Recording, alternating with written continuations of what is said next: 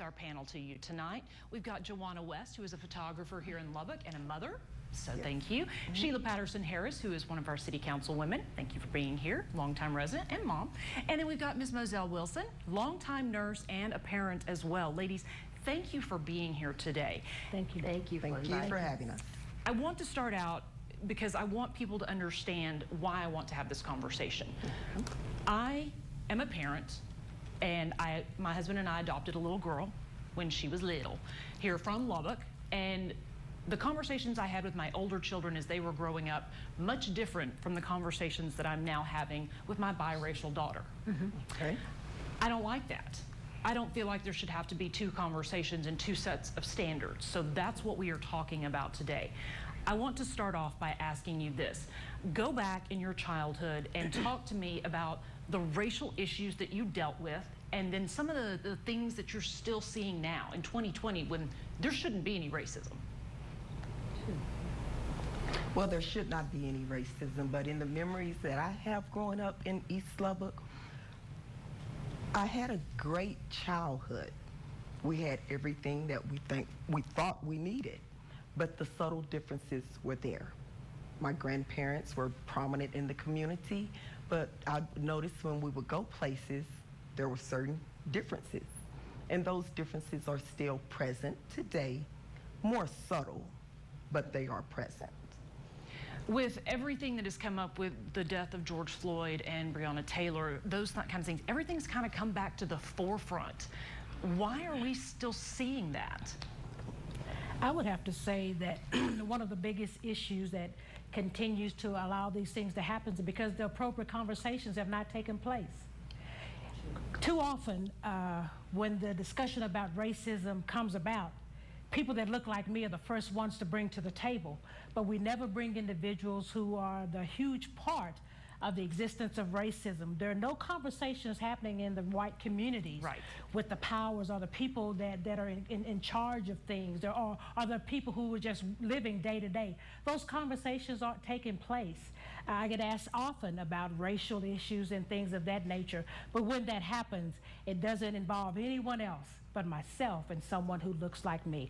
And I think that until we begin to have conversations in the mix of other individuals, or having in the white community, having people like yourself, having conversations with your neighbor, having conversations with your pastor, with the other people in your church, then it'll continue to be the way that it is.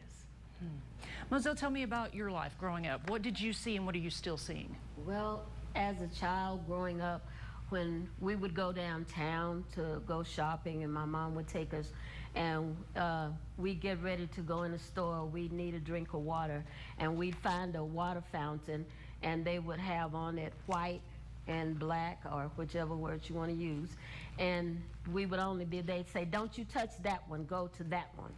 And I'm like, okay. And so my mom say, be sure, stay right here. And I'm like, okay, we'll do that.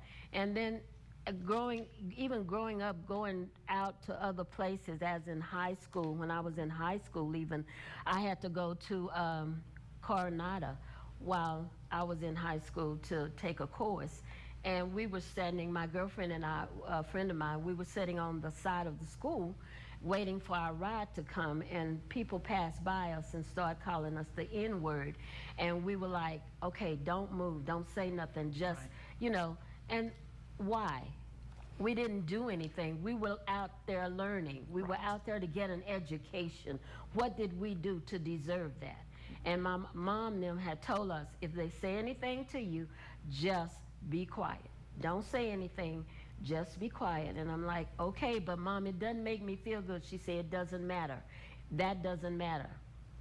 So that's the important factors. Very good. And we all bleed red. We all have the same parts and pieces. Exactly. Yes. Exactly. We're human. Yeah. Period. That's it. Yeah. Well, right now, you know, conversations, as we talked about, have been sparked across the world. And KLBK's Sasha Wilson visited with two of our male black community leaders about what life has been like here. Sasha? Terry, it has been an active conversation, and that's what leaders I talk to say is so important, building those relationships and joining together. As protests spread throughout the country, there were a few here on the South Plains. But for the last few years, community leaders had already been working on solutions, like the mayor's Community Engagement Task Force. Out of dialogues and conversations with the mayor and the city manager and the Community Engagement Task Force initiative, we see that we hired our first black police chief in the history of the city of Lubbock. Bill Stubblefield is a longtime Lubbock native, a pastor, a member of several major boards in the city, including of the 100 Black Men of West Texas, an organization committed to cultivating our communities. We hope that that will in turn create a desire, an impetus for more black men and black women to want to be police officers. Part of the collaboration with the Lubbock Police Academy is about community policing, something that the president of the 100 Black Men of West Texas, Reggie Dial, says is crucial.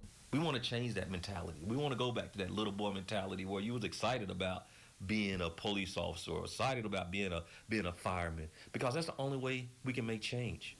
That's the only way we can make change is if we have to get in there and do the work. Lubbock Police joined 100 Black Men of West Texas and others in a unity walk, soon after partnering with the Lubbock Chamber of Commerce to unify and to build relationships. One thing I enjoyed a couple of days ago, I don't know if you guys may have seen it, when the officer was called out, you know, to a call, and he ended up having a 100-yard race. Go! Go, go, go, go, go, go, You know, right? That's community policing.